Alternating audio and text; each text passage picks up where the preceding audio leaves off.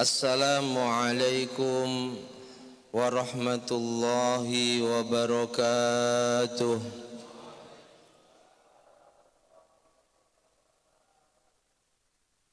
Bismillahirrahmanirrahim. Binniyati liridha'illah wa li khusyuli syafaati Rasulillahi sallallahu alaihi wa alihi wasallam wa li qadha'i hawaijina wa hawaijikum min hawaijid dunya wal akhirah. ولفتوح قلوبنا وقلوبكم ولفتوح قلوب جميع أولادنا وذرياتنا وأزواجنا وبناتنا وتلاميذنا وتلميذاتنا وجماعاتنا فتوح العارفين فتوح العلماء العاملين الصالحين وعلى ما نووا بسلفنا الصالحون وإلى حضرة النبي المصطفى سيدنا مولانا محمد صلى الله عليه وسلم وعلى آله وأصحابه أجمعين جميع مشايخنا الأحياء منهم والأموات خاصة إلى حضرة وكيج علي زودي وكيج عبد الحميد وكيج نور إحسان وكيج عبد الكريم وكيج مرزوكي دحلان وكيج محرس علي Magaji Johari, Magaji Soleh, Magaji Muhammad Ma'asum Johari, Magaji Ahmad Idris Marzuki, Magaji Yahya Mahruz, Magaji Abdul Aziz Mansur, Magaji Mimun Zubair, Magaji Ahmad Habibullah Zaini, Magaji Muhammad Mahdub Bastul Birri, Jami Masyi Mahad Lirbuya ila hadratil Magaji Muhammad Arwani Amin, Magaji Syarul Ahmadiyah وألف الكتب التي تعلمناها وعلمناها خصوصا سيد الشيخ أبي عبد الله محمد بن عبد الله بن مالك الأندلسي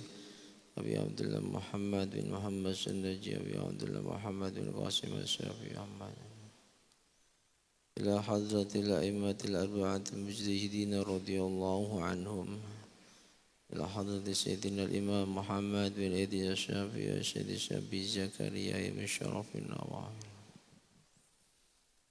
rahimahumullah wa ajarakumullah. Al-Fatihah.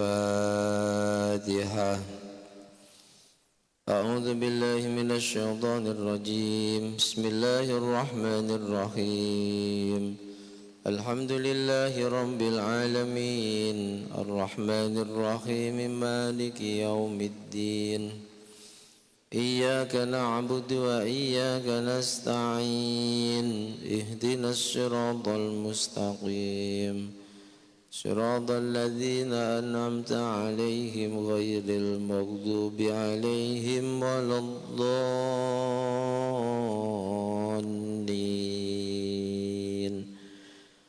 رب اغفر لي ولوالدي وللمؤمنين آمين. Bismillah, alhamdulillah, wassalatu wassalamu ala rasulillah Sayyidina wa maulana Muhammad ibn Abdillah wa ala alihi wa ashabihi wa man nasarahu wa walah. La hawla wa la quwwata illa billah. Subhanaka la ilma lana illa ma 'allamtana innaka antal alimul hakim. Rabbi shrah li sadri wa yassir li amri wahlul 'uqdatam min lisani yafqahu qawli amin amma ba'd. Yang sama-sama kita hormati, kita muliakan segenap jajaran pengurus dan Dewan Kemakmuran Masjid Al-Munawwarah Perumahan Anggrek Sari, yang juga sangat kami hormati, kami muliakan bapak-bapak, ibu-ibu jamaah sholat subuh Masjid Al-Munawwarah, hadirin hadirat kaum muslimin muslimat rahimakumullah wa as'adakumullah.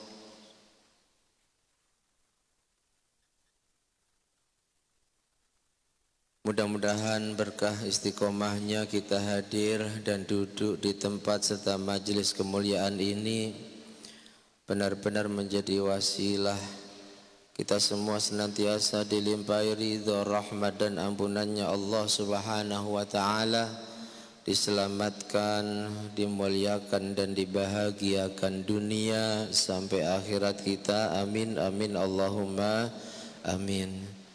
Alhamdulillah wa syukru ala ni'amillah. Mari tiada penapusan senantiasa kita panjatkan kehadirat Allah Subhanahu wa taala yang sampai pada pagi hari ini masih berkenan melimpahkan rahmat, nikmat, taufik, hidayah serta inayahnya kepada kita, sehingga kembali kita bisa duduk di majlis yang sangat mulia, majlis ilmu setelah sholat fardu berjamaah. Semoga tergolong apa yang pernah disabdakan Rasulullah, man salaka tariqan yaltamisu fihi ilman sahhalahullahu tariqan ilal jannah. Barang siapa yang melangkahkan kakinya menuju majelis ilmu, maka sungguh Allah akan mudahkan jalannya menuju surga. Amin amin Allahumma amin. Salawat riding salam semoga senantiasa tercurah limpahkan keharibaan beliau junjungan alam Nabi Agung Muhammad sallallahu alaihi wasallam yang sangat kita harapkan syafaatnya mulai kita hidup di dunia ini, terkhusus saat nanti kita dikumpulkan di hari kiamah dengan ucapan doa Allahumma sholli wa sallim ala sayyidina Muhammad wa ala ali sayyidina Muhammad. Hadirin hadirat rahimakumullah, mari kita lanjutkan kajian rutin kita, kajian kitab Al-Adhkar karya beliau Al-Imam Abi Zakaria Yahya bin Syaraf An-Nawawi. Bismillahirrahmanirrahim. Qala al-muallif rahimahullahu ta'ala wa nafa'ana bihi wa bi ulumihi wa bi asrarihi wa bi anwarihi fid dharain amin. Faslun, bab baru. I'lam annama adkuruhu fi hadzal kitab minal ahadits udhifuhu ilal kutubil masyhurah wa ghairiha mimma qaddamtuhu. Beliau Imam An-Nawawi menjelaskan bahwa sungguh hadis-hadis yang aku sebutkan di dalam kitabku ini, kitab Al-Adhkar maksudnya, adalah hadis yang aku sandarkan pada kitab-kitab induk hadis yang masyhur. Artinya semua hadis yang tertulis dalam kitab Al-Adhkar ini rujukannya adalah kitab-kitab induk hadis yang ulama sepakat jumlahnya ada 6. Ulama menambahkan dan itu tidak sepakat, ada yang sampai 10, ada yang sampai 7. Apa saja kutubus sittah tersebut?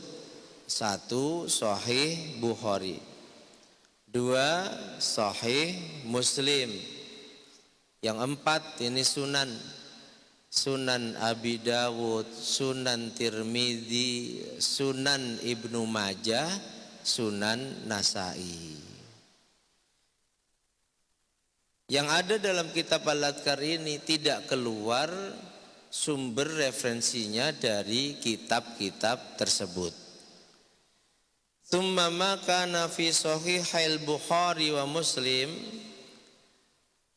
hadis yang aku ambilkan dari kitab Sahih Bukhari dan Muslim, au fi ahadihima atau salah satunya kitab Sahih Bukhari dan Muslim, aktasiru ala idhafatihi ilaihima li khusulil gharadi wa huwa sihhatu. Maka aku menyebutnya cukup riwayat Bukhari Muslim, riwayat Bukhari, riwayat Muslim.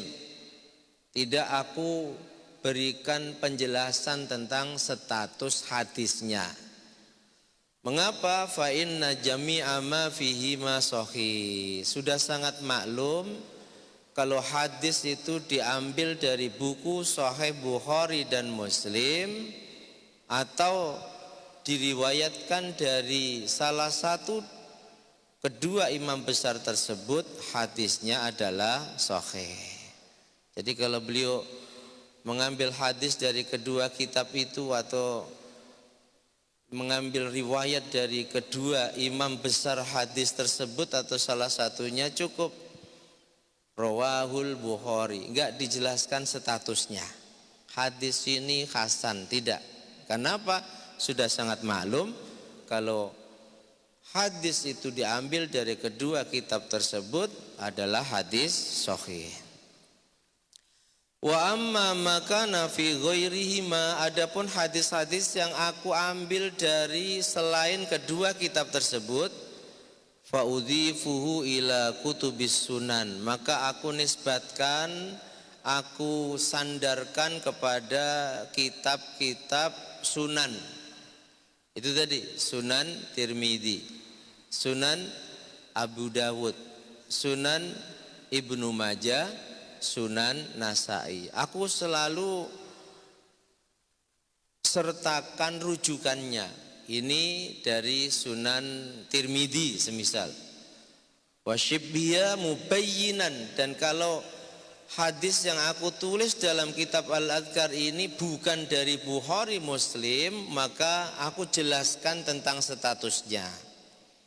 Hadis ini riwayat Imam Tirmidzi, statusnya hasan, statusnya dhaif, itu aku jelaskan.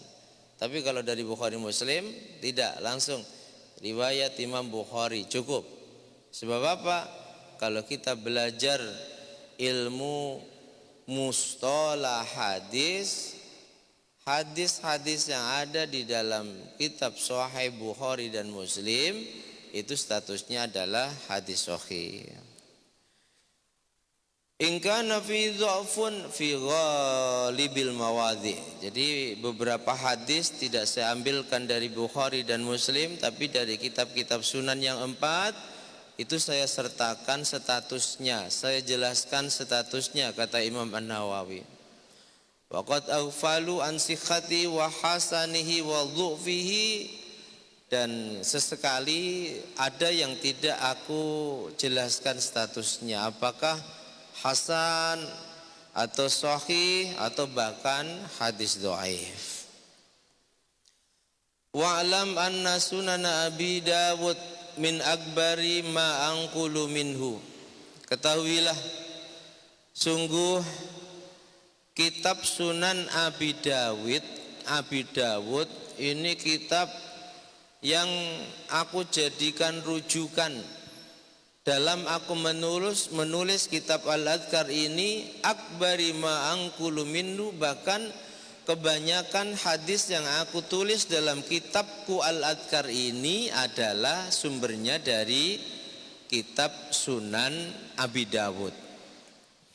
Wa qad rawaina anhu annahu qala, sungguh telah meriwayatkan atau qad rawaina anhu, aku telah meriwayatkan dari beliau Imam Abi Dawud, annahu qal, beliau Imam Abu Dawud itu mengatakan tentang karyanya Sunan Abi Dawud, dzakartu fi kitabi as-sahih wa ma yusbihu wa yuqaribu. Yang aku tulis di dalam kitabku ini, kata Imam Abi Dawud, kitab sunannya ini adalah hadis-hadis sahih dan hadis-hadis yang menyerupai sahih serta mendekati sahih.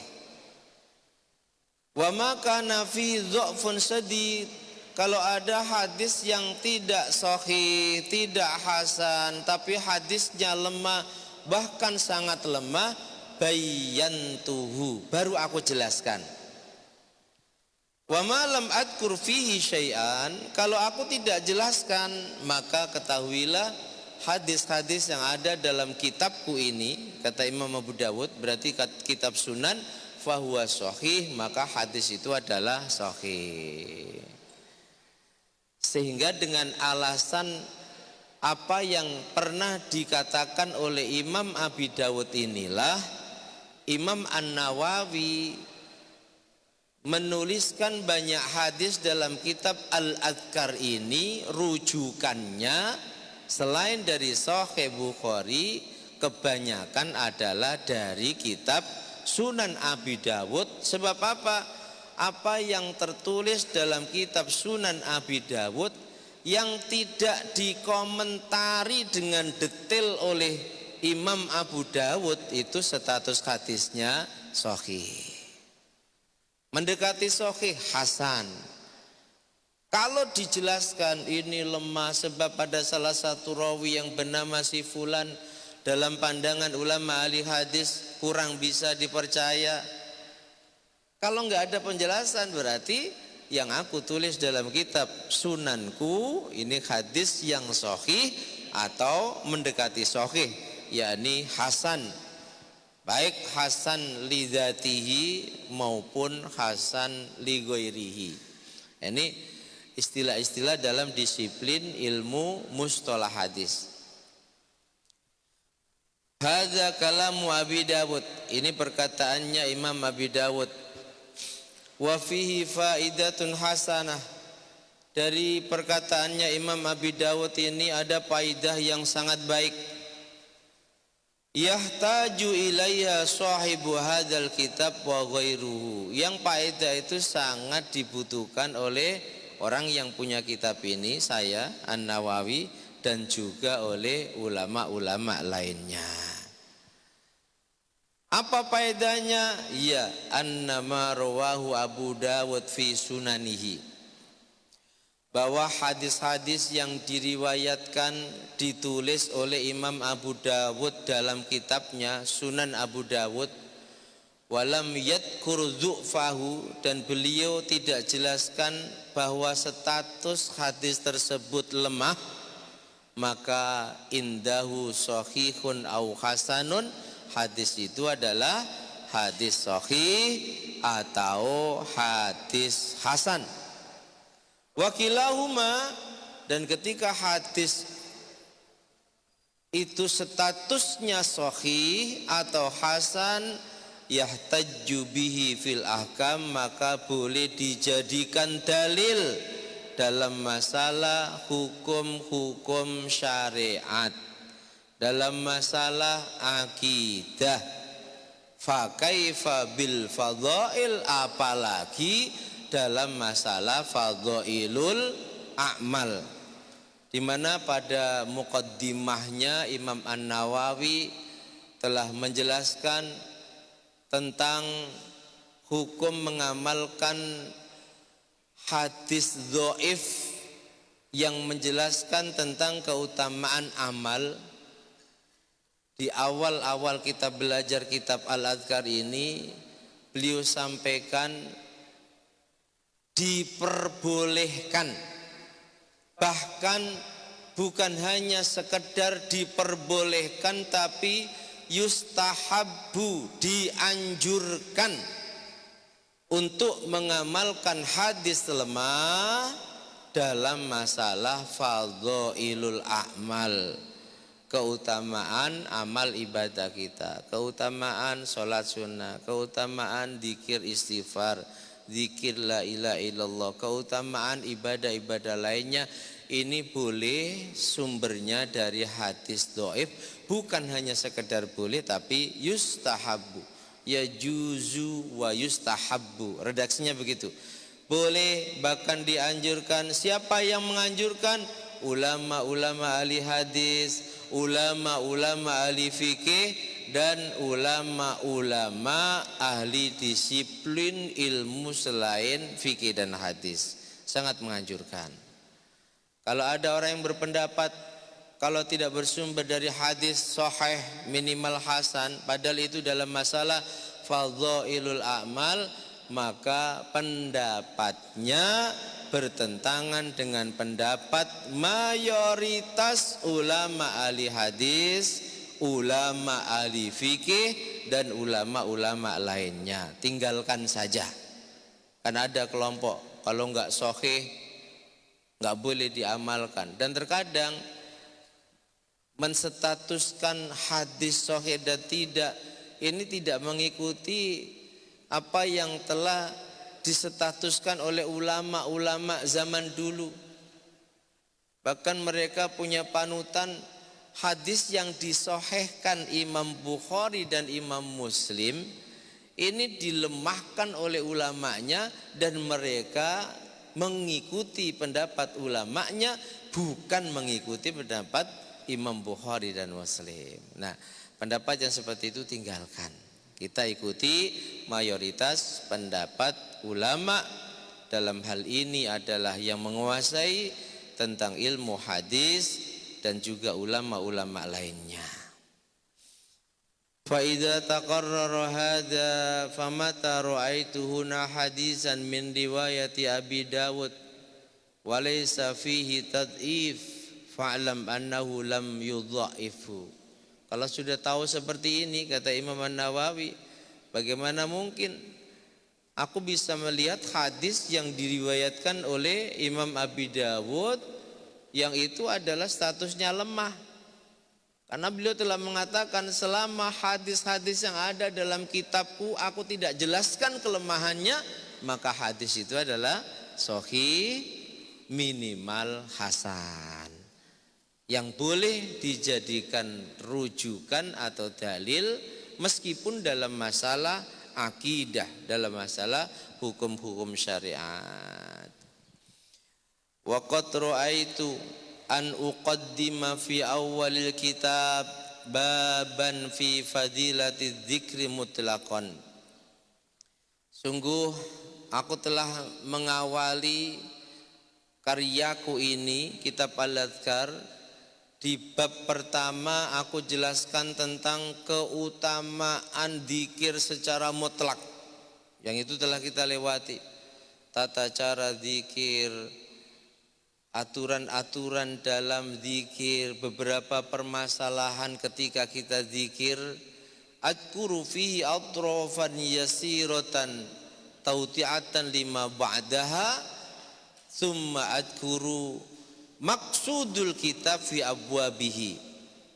Dan setelah awal membahas tentang masalah dzikir secara mutlak, bab-bab berikutnya aku jelaskan tentang isi kitab Al-Adhkar selain masalah dzikir secara mutlak.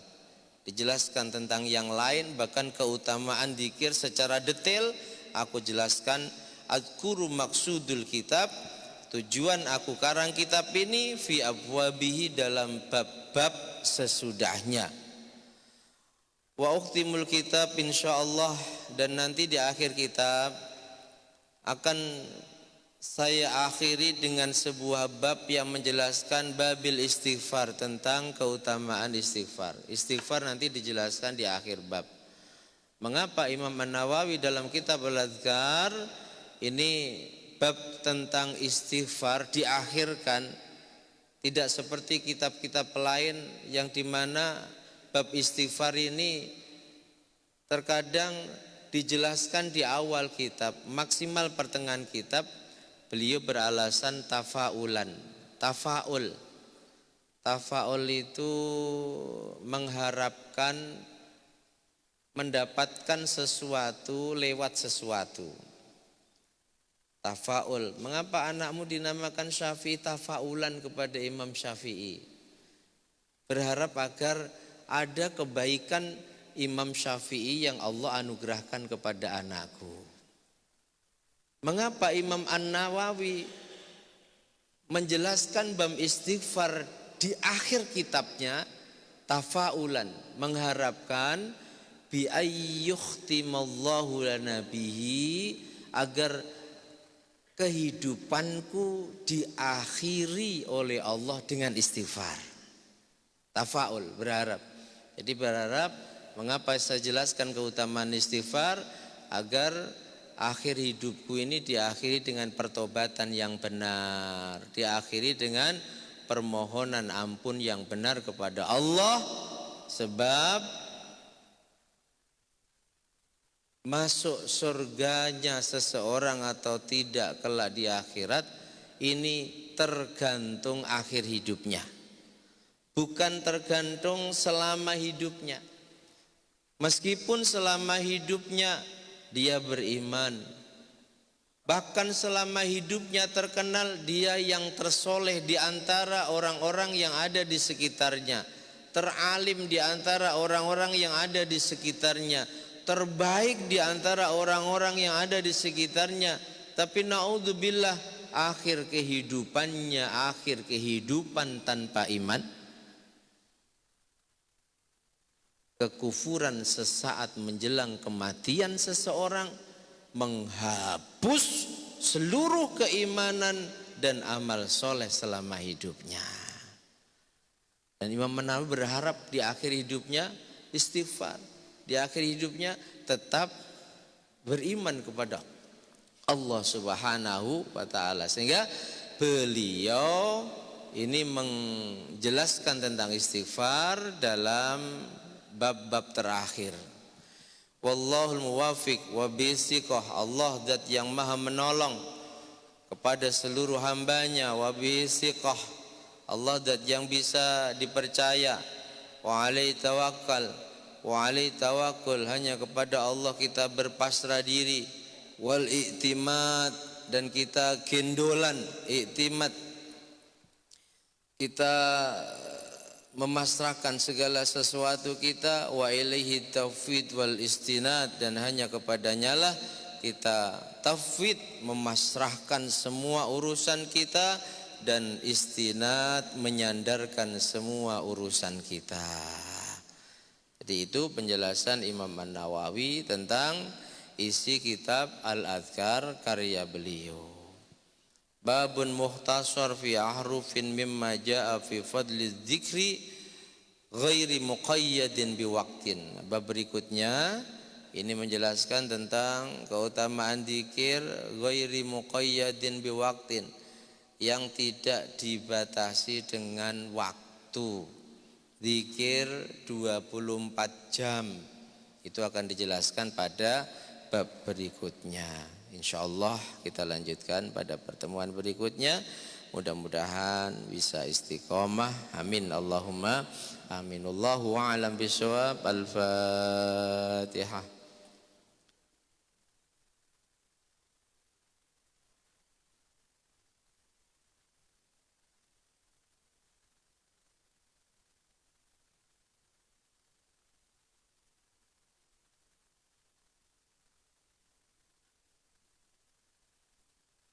Masih ada waktu kurang lebih 10 menit ke waktu syuruk. Silahkan kalau ada pertanyaan.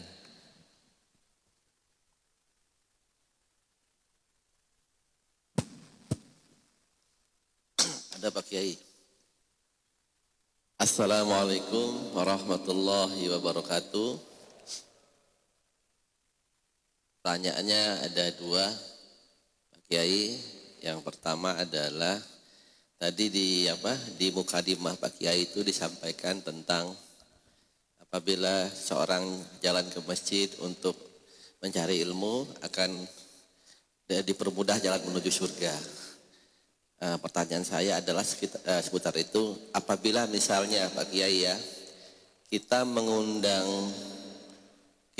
seseorang atau diundang untuk misalnya kegiatan untuk acara tahlilan atau yasinan. Jadi kita yang mengundang atau diundang, terus kita tahu itu kan sebatas baca tahlil dan yasin. Nah kita yang datang itu terus kita niatkan, saya mau di samping baca tahlil dan yasin, saya mau memperbaiki bacaan yasin saya, karena ada imam yang bimbing. Jadi saya mau dengerin, sambil belajar, niat sendiri gitu Pak Kiai. Apakah ini juga termasuk bagian dari mencari ilmu, walaupun tempatnya tidak di masjid, misalnya di rumah? Itu yang pertama. Yang kedua terkait dengan zikir.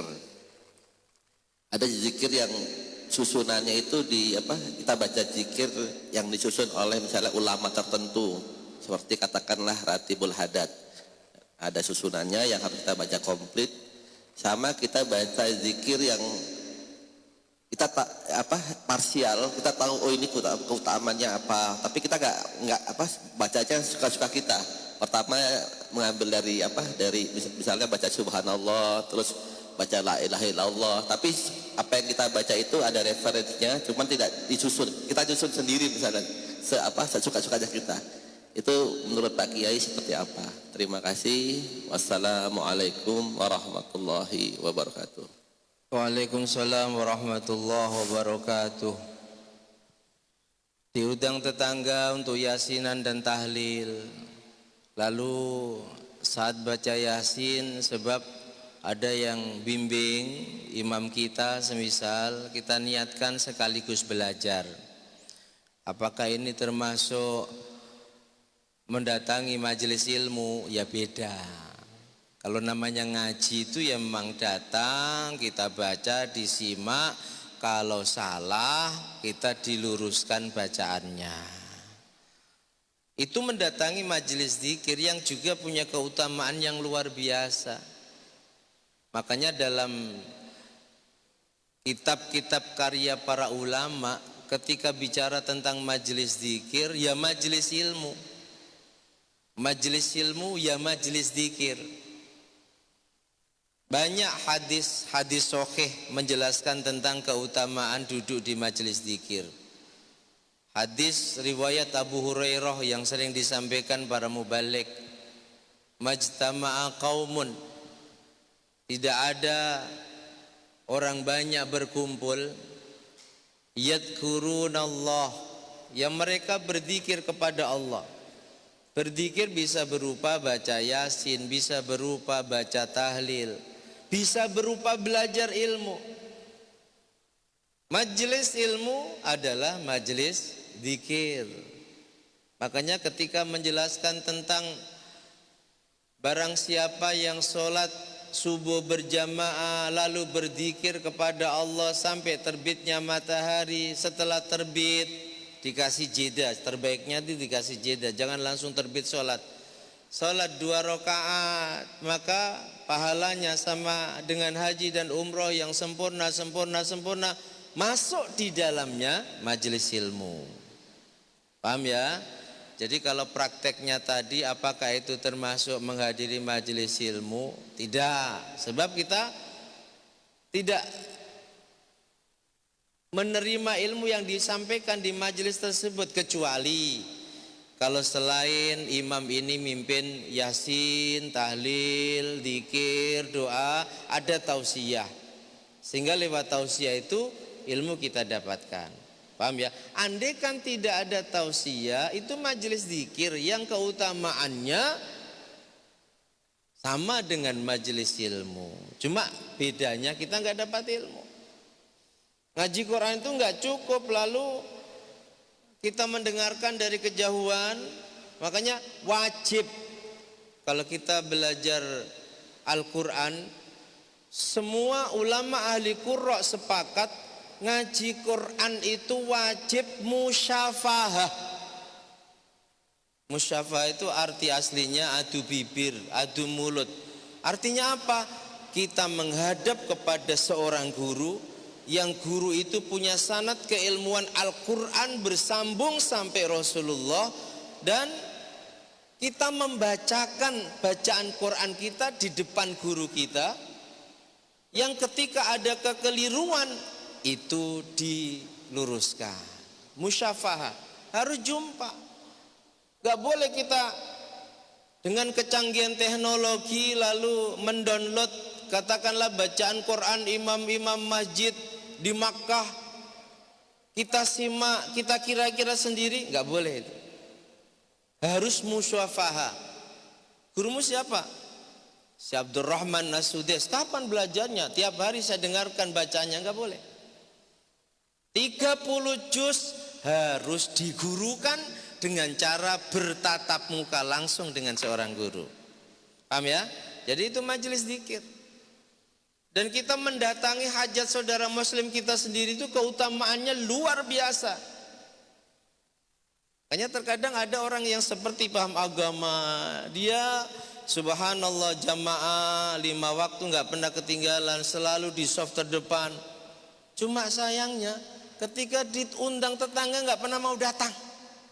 Ada nggak seperti ini? Nggak pernah mau datang. Oh, jamaahnya luar biasa, baca Qurannya luar biasa, tapi ketika ada undangan tetangga punya hajat, dia nggak mau datang.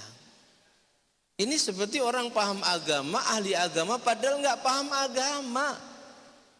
Kalau dia paham keutamaan menghadiri undangan saudara muslimnya saja, mungkin dia tidak akan melakukan itu. Dia tetap ibadah kepada Allah bagus, hubungan dengan manusia lain juga bagus.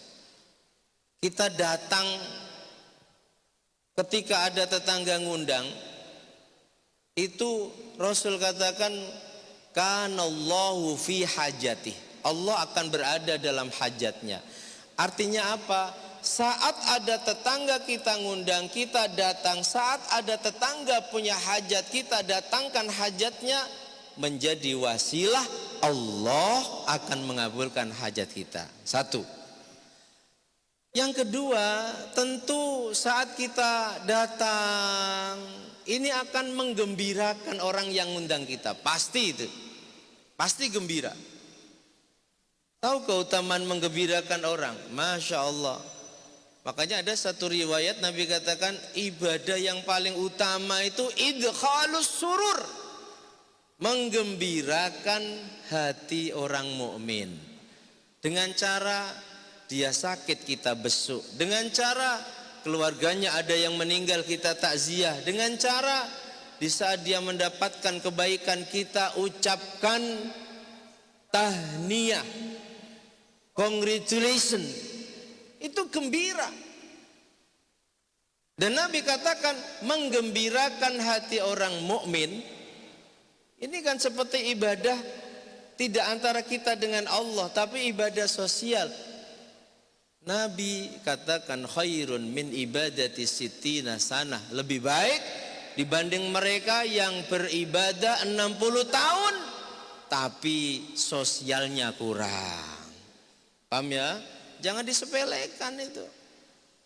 Kan ada orang yang sepertinya dia ahli agama, paham agama, rajin ke masjid, tapi hampir bisa dikatakan diundang tetangganya yang punya hajat gak pernah mau datang. Apalagi kalau kelompok itu anti yasinan, terkadang datang pun dia gak ngucapkan sesuatu. Dan itu dia bangga mengatakan, kalian tadi baca yasin, tahlil sampai doa, saya diam saja. Karena itu bid'ah yang terlarang. Loh, baca yasin kok bid'ah itu gimana? Ada yang begitu fanatik ikut kelompok tersebut, telah tercuci otaknya sehingga orang baca yasin dalam rangka mendoakan orang yang sudah meninggal itu dikatakan terlarang. Sehingga dia diam. Masya Allah. Itu yang pertama ya. Jadi kalau majelis zikir keutamanya banyak dan sudah makanya kita alhamdulillah ngaji urut nanti akan sampai. Cuma kan otak kita ini kan ya beda-beda. Ada yang masih ingat, ada yang sudah lupa sama sekali. Keutamaan majelis zikir itu kita duduk di sana, maka minimal ada 4 keutamaan yang kita dapatkan berdasarkan hadis sahih riwayat Abu Hurairah. Apa? Yang pertama, nazzalat alaihimus sakinah. Orang yang ahli datang ke majelis zikir ini Allah janji lewat lisannya Rasulullah hatinya tenang. Makanya kalau hati nggak tenang, sering-seringlah datang di majelis zikir. Ajak anak-anak jika perlu. Terkadang kan enggak. Alasan mungkin ganggu dan belum saatnya, anak dibiarkan ditinggalkan di rumah dikasih HP. Masya Allah, padahal kita ajak saja. Allah akan turunkan rahmat di majelis itu. Anak kita yang masih kecil akan dapat rahmat. Rahmat bisa jadi anak kita disolehkan oleh Allah Subhanahu wa ta'ala. Yang kedua, haffathumul malaikah. Malaikat mengepung majelis itu dan tidak akan bubar sebelum bubar. Dan malaikat-malaikat inilah yang akan diminta oleh Allah menjadi saksi. Wahai malaikat-malaikatku, ushidukum qad ghafartu lahum. Malaikat-malaikatku saksikan bahwa mereka semua yang ada di majelis itu aku ampuni dosanya. Sampai malaikat ini bertanya, ya Rabb, ada fulan yang enggak tahu menau, dia enggak ada niat datang ke situ. Dia datang ke sana punya hajat padamu, dari awal enggak ada niat. Di akhir hadis kata Nabi, Allah katakan majelis itu majelis yang la yusqa fihim jalisum, tidak ada yang celaka dan rugi duduk di majelis itu. Qad badartu sayyi'atihim bil hasanat, keburukan-keburukan yang dilakukannya aku ganti dengan kebaikan-kebaikan. Malaikat mengepung. Wa ghasyiyatuhumur rahmah, rahmah Allah turunkan padanya. Bisa rahmat itu ampunan, bisa rahmat itu keluarga sakinah, bisa rahmat itu anak yang saleh salehah, bisa rahmat itu urusan kita yang semua diselesaikan oleh Allah. Dan yang keempat, fadzakarahumullahu fiman indah, Allah membanggakan kita, bukan hanya sekedar bangga, tapi Allah sebut nama kita satu persatu di depan malaikat-malaikatnya. Makanya Allah katakan, kalau kamu zikir sendiri, ya aku sebut namamu dalam kesendirianku, dalam zatku. Tapi kalau kalian zikir berkumpul dengan orang banyak, maka aku sebut namamu di depan malain, kumpulan makhluk yang khairum minhum, lebih baik dari perkumpulanmu, lebih banyak dari perkumpulanmu. Kita zikir berkumpul 100 orang, nama kita akan disebut oleh Allah di depan malaikat yang jumlahnya lebih dari 100 malaikat, yang kualitas duduk mereka lebih baik daripada kualitas duduk kita di majelis zikir. Paham ya? Jadi kalau ngaji Quran datang, sebab wajib musyafahah. Wajib, itu sepakat ulama. Makanya mohon maaf, sering kita sampaikan, zakir nek itu ulama enggak? Ulama dalam bidang kristologi, oke. Tapi coba dengarkan bacaan Qurannya. Padahal beliau hafal hadis Sahih Bukhari seletak-letaknya, sehalaman-halamannya, senomor-nomor hadisnya hafal. Tapi karena zakir nek belajarnya tidak dengan seorang guru, ya bacaan Qurannya masih lebih bagus bacaan anak-anak TPQ kita. Belepotan sekali. Makanya jangan dijadikan referensi dalam masalah syariat. Kalau dalam masalah perbandingan agama, kristologi, oh iya itu ahlinya. Itu salah satu contoh bagaimana seseorang meskipun punya IQ secerdas zakir nek, tapi karena belajar Qurannya tidak musyafahah lewat seorang guru, bacaannya tetap tidak sesuai dengan ulumul Quran. Paham ya? Enggak boleh lalu kita belajar Quran karena malu beli kaset. Kaset suaranya yang lagi tenar Masjidil Haram kan Syekh Bandar Balila, Masya Allah. Lalu kita praktekkan apa yang kita dengarkan, gak boleh. Harus musyafahah. Dibimbing seorang guru, melihat bibir guru ketika mengucapkan dal bagaimana. Karena masih banyak mengucapkan dal itu dengan desis. Dan itu terkenal hafid. Mohon maaf. Innal lazina, banyak itu. Siratal lazina, loh, hafid terkenalnya itu. Kok bisa? Dal diucapkan keluar dari makhraj. Padahal makhraj tempat keluarnya rahim, ini ibarat rahim. Yang rahim itu hanya mengeluarkan bayi yang satu. Artinya apa?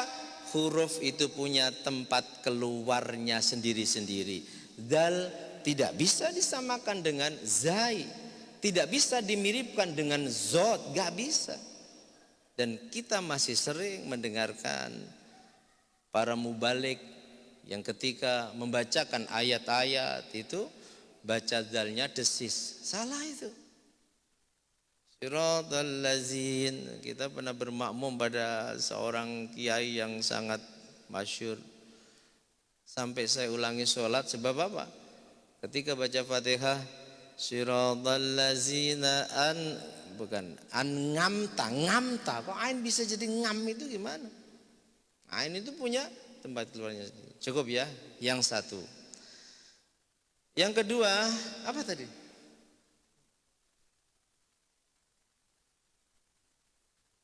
Oh, zikir ya. Zikir yang tersusun seperti zikir rotibul haddad, zikir rotibul atos dan lain sebagainya, itu semua bersumber dari Rasulullah.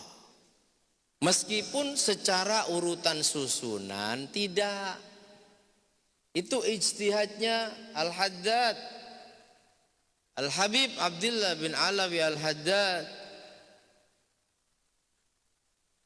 Kita cukup ngikuti saja, ngapain kita mau nyusun-nyusun segala. Sudah ada kok. Apa masih meragukan tentang kualitasnya Imam Abdullah bin Alawi Al-Haddad, yang meskipun sejak kecil buta kedua matanya, tapi ulama besar, karyanya luar biasa. Tiap malam sholat sunnah, sejak kecil gak pernah kurang dari 100 rakaat. Nah, ulama-ulama yang sudah sampai di makom itu terkadang punya susunan-susunan zikir itu berdasarkan hasil munajatnya pada Allah.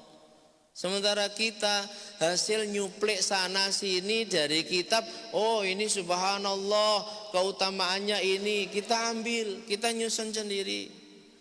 Cukuplah ulama bagi kita. Jangan seperti mereka kelompok yang menyamaratakan ulama dengan dirinya. Pokoknya Quran hadis, ulama kan juga manusia, punya peluang salah. Ulama saja punya peluang salah, apalagi dapuranmu. Mestinya begitu. Kan enggak? Padahal itu tujuannya untuk menjauhkan kita dari para ulama. Lalu kalau kembali kepada Quran dan hadis, apa kita bisa memahami Quran dan hadis tanpa lewat ulama? Enggak bisa.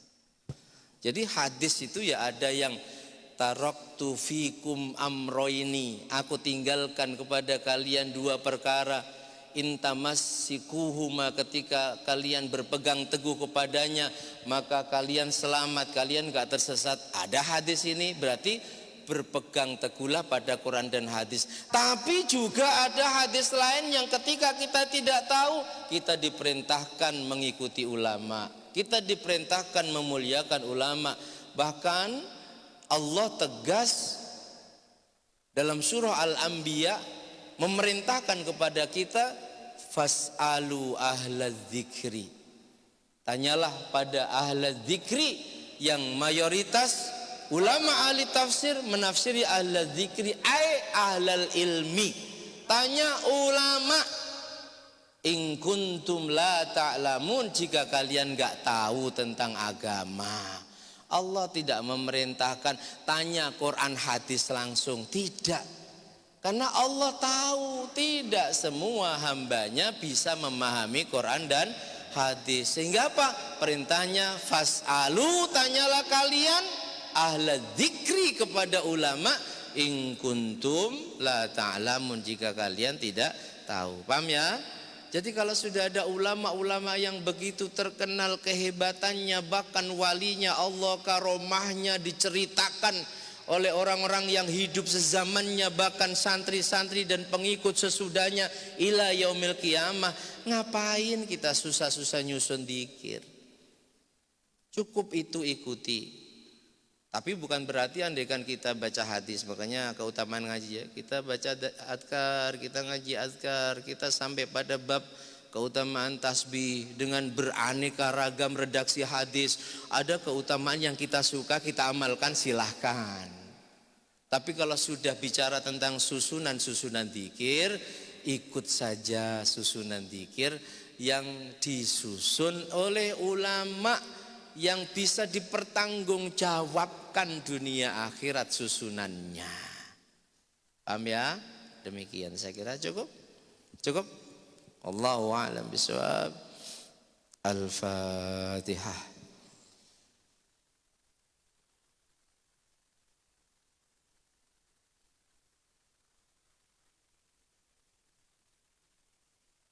Bismillahirrahmanirrahim. Alhamdulillahirabbil alamin. Allahumma shalli ala sayyidina Muhammad wa alihi. Ja'al ya Allah jam'ana hadza jam'an marhuma waj'al tafarruqana min ba'dihi tafarruqan ma'suma. Allahumma anfa'na ma 'allamtana wa 'allimna ma yanfa'una zidna ilman nafi'a wa 'amalan shalihan.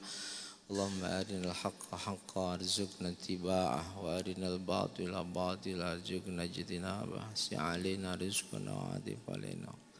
Sallallahu ala sayyidina Muhammad wa alihi wa sahbihi wa sallam. Alhamdulillahi rabbil alamin. Bismillahirrahmanirrahim. Wal 'ashri innal insana lafi khusrin إلا الذين آمنوا وعملوا الصالحات وتواصوا بالحق وتواصوا بالصبر سبحانك اللهم وبحمدك أشهد أن لا إله إلا أنت أستغفرك وأتوب إليك. Ada kurang dan lebihnya mohon maaf. Akhirul kalam. Wallahul muwaffiq ila aqwamit thoriq wal 'afwu minkum. Assalamualaikum warahmatullahi wabarakatuh. Sallallahu Nabi Muhammad.